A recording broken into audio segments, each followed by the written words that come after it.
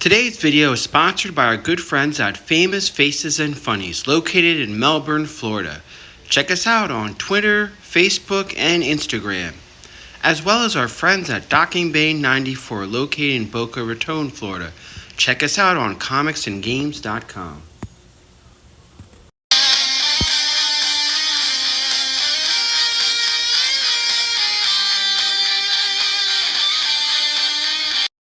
Hello, and welcome to another exciting episode of Codename New to Viewer 2. Hi, I'm your presenter, Shibu Are You.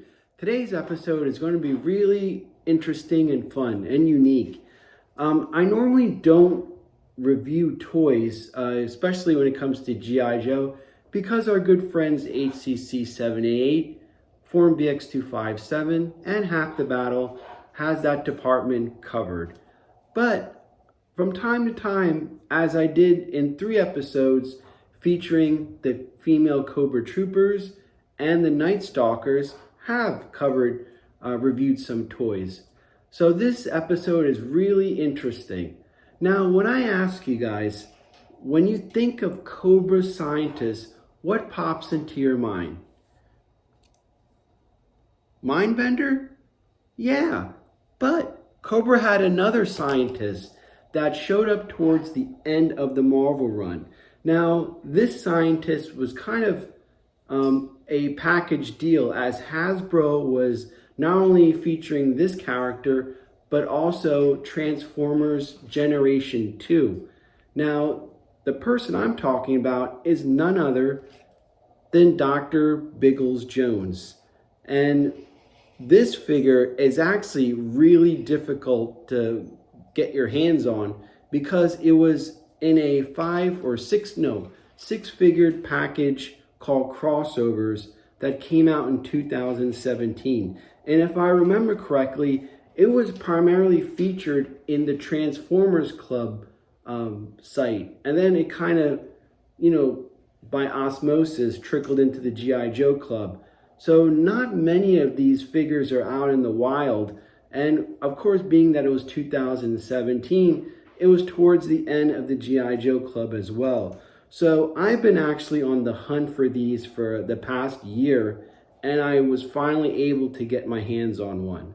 And if you guys remember, I like to collect female cobras. I mean, I did 3 episodes covering them, but as far as my modern collection, I primarily pick up female cobras, and I have a whole army of female Cobra Troopers. So this figure fits in perfectly with those.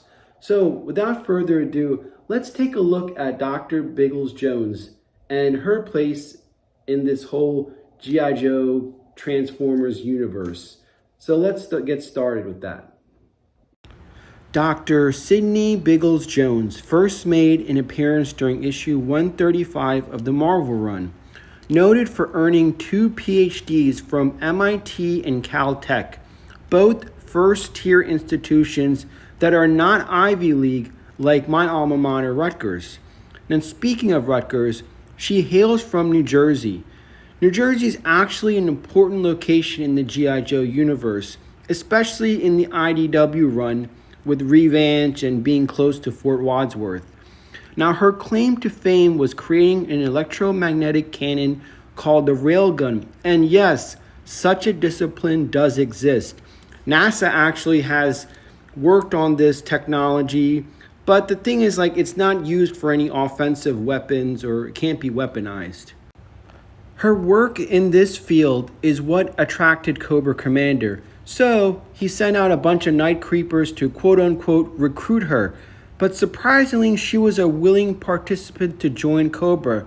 Now, she isn't your prototypical scientist, meaning that her work is supposed to be for the betterment of mankind. No, she has,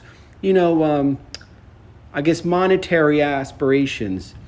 Now, she's often seen paired with Scarlet, who at the time was working as a double agent. And if you see in these panels with that gun, and when we review her figure, how close the figure's accessory is to that on the comic strip.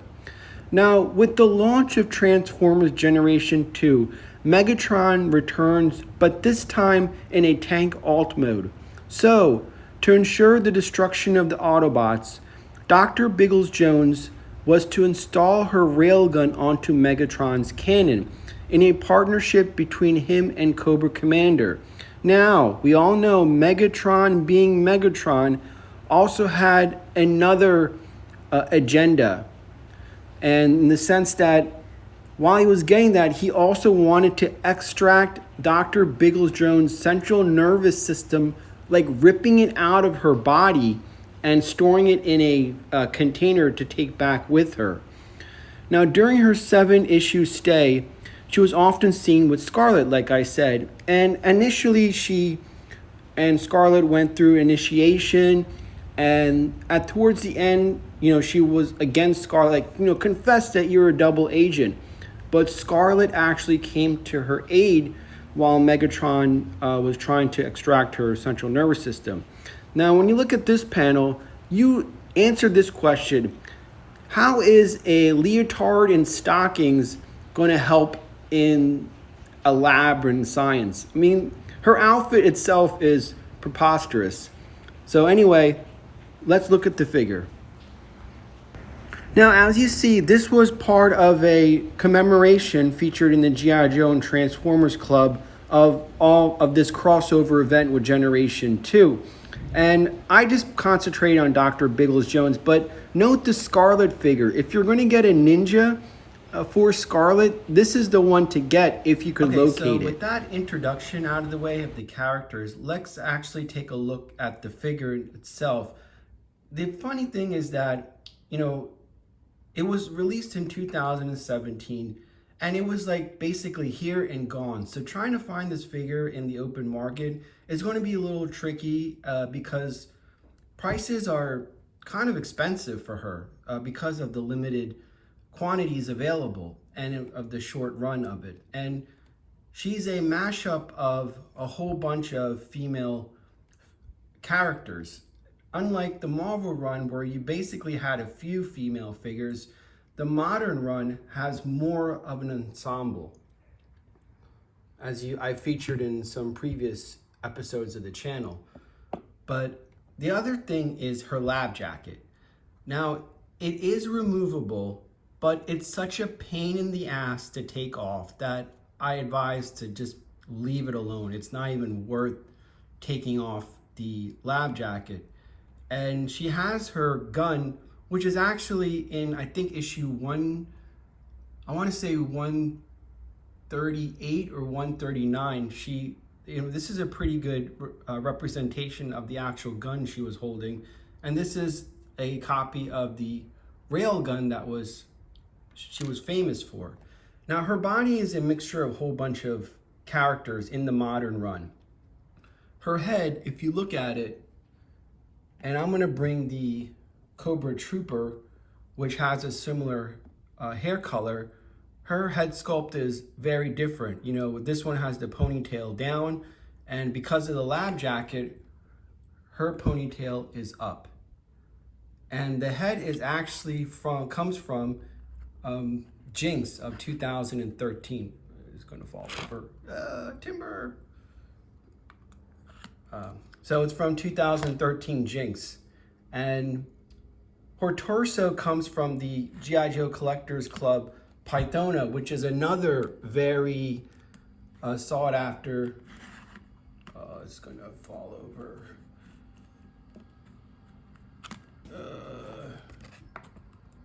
It's kind of tough to do this from behind the camera. All right, it's from the Pythona, which is, that figure in itself is an expensive modern figure to collect in the aftermarket as well. And her upper legs are actually a copy of Agent Helix. So if you could see, the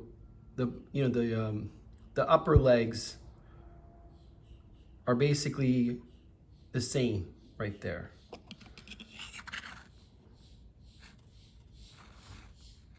The lower legs, I forget where they're from, but I'm really not sure. But her arms are from the G.I. Joe Collectors Club Cover Girl. And I think her waist comes from Scarlet. I think version 13. So that's based, she's just a mashup of those figures. The only thing that's really unique with this figure is her lab jacket. And again, here's her file card, and basically we covered most of the information about that in the introduction.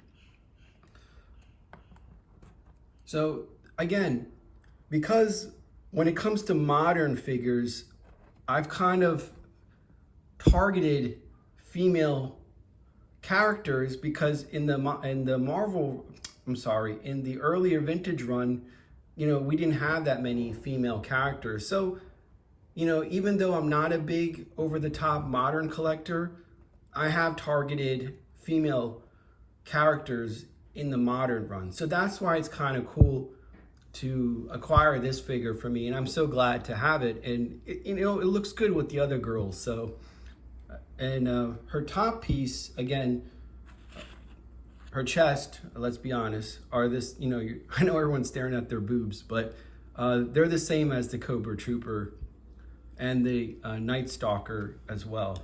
So basically, the Cobra Trooper, the regular Night Stalker, and the Night Stalker officer have the same chest piece. So that's my coverage of the actual figure. And you know, the articulation, of course, because of the lab jacket, you're limited with that. But you know, you could bend the knees 90 degrees. The ankle joints move as well.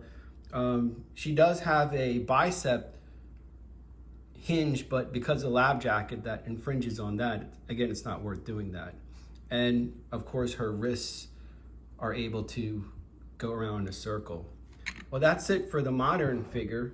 And again, it took me a year to track this thing down, so I'm kind of glad that I could add her to the rest of the Goyles. All right, well, that's my coverage of that. Well, we're going to end by, these are some of the issues that Dr. Biggles-Jones was featured in, as well as that crossover with Generation 2. So basically, with the figure, I think if you're able to get in, if it floats your boat, yeah, pick it up. It's pretty cool to have. Is it worth it? I don't know. It depends on your taste. But again, for me and my little niche in